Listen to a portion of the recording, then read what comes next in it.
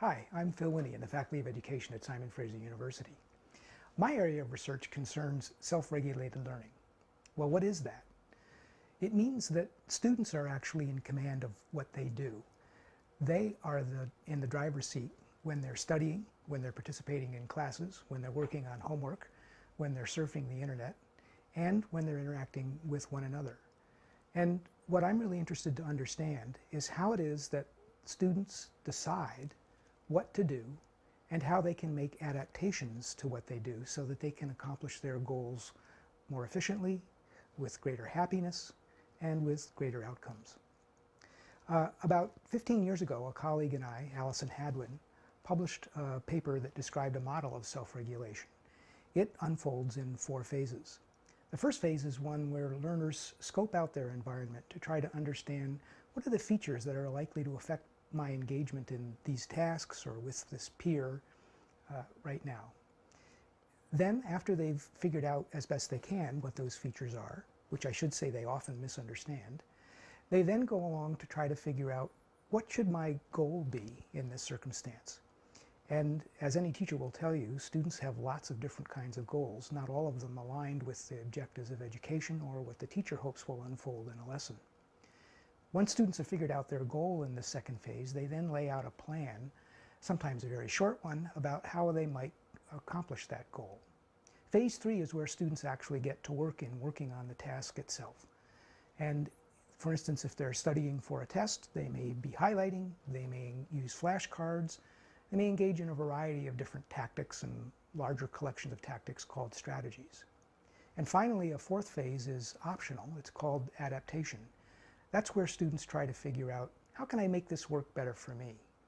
And it's important because it's self-regulation to understand that it's all about me for the students. One of the major elements of the work that I've been engaged with is trying to figure out how can we examine this long, complicated, interwoven set of processes. So I've spent a fair bit of time trying to conceptualize how we can observe and measure students engaged in self-regulating their learning. One of the things that I've proposed is the idea of traces. Traces are reflections about what's going on in students' minds that give us some indication not only about what those cognitive activities or motivational features are, but what information the student is attending to when they're engaging in that kind of thinking. A simple example is underlining. When a student underlines a particular selection of text, what they're telling me is, I'm looking for some particular kind of information. I've found some, and it's different from the rest of the information that I haven't underlined. Every time a student underlines, they leave a trace for me about their cognitive engagement with the material, as well as their motivation to carry out particular approaches to studying that material. What do we do with traces? Well, that's a pretty challenging question. One of the approaches that a colleague, John Nesbitt, here in the faculty, and I have carried out is to use the mathematics of graph theory to try to develop ways of indexing the patterns of student studying activities and to characterize, for example, how much does a pattern change with instruction or over time? Or does a student completely jettison a pattern and then substitute something completely different for it? To carry out this kind of research, we need to gather lots of traces. That's very difficult in the usual school environment. So we've developed software. It's called nStudy. It's a web application. That means it runs inside a Firefox web browser. And with this, students can surf and study materials online, and they have at their disposal a variety of tools. For example, they can highlight information. They can select some text and make a note about it. They can make terms and accumulate those in a glossary. They can have chats with peers and share the notes they've made or the terms they've created or bookmarks for websites they've found.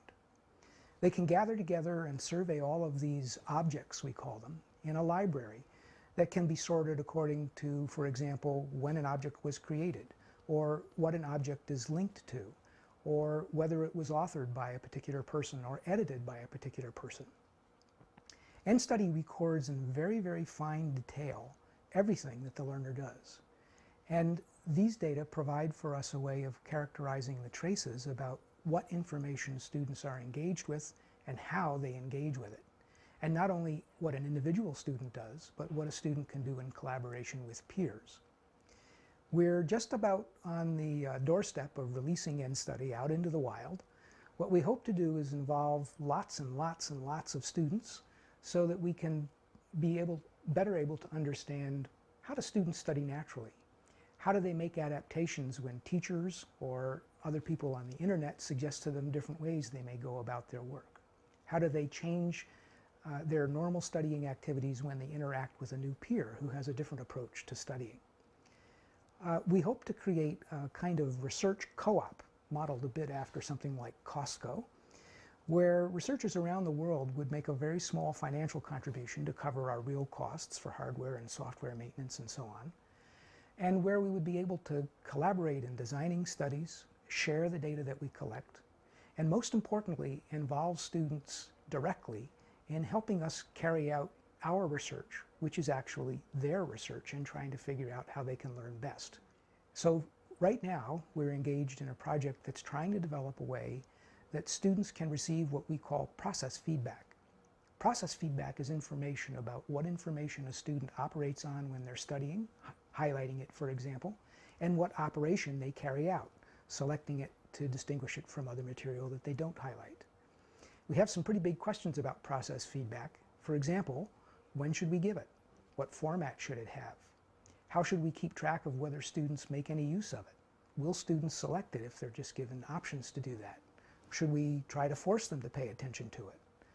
It's rather a daunting task, but it's just at the heart of self-regulated learning, because self-regulated learning depends intimately on students having information about what they do. So our major plan is to try to find a way in which we can make this software available to anyone who wants it, so that they can contribute their data to research projects that will help advance learning science, and also so that they can get data about how they study, so they can engage in that fourth phase of that model I talked about before, making adaptations that makes their lives as students more pleasant and more effective. Why does this all matter? Well, students are at the center of education.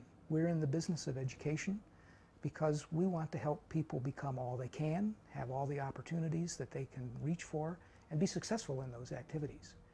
We think that learning skills, lifelong learning skills, are fundamental to this achievement that students want to reach, and we hope that EndStudy provides one step on the staircase to reaching all of those achievements.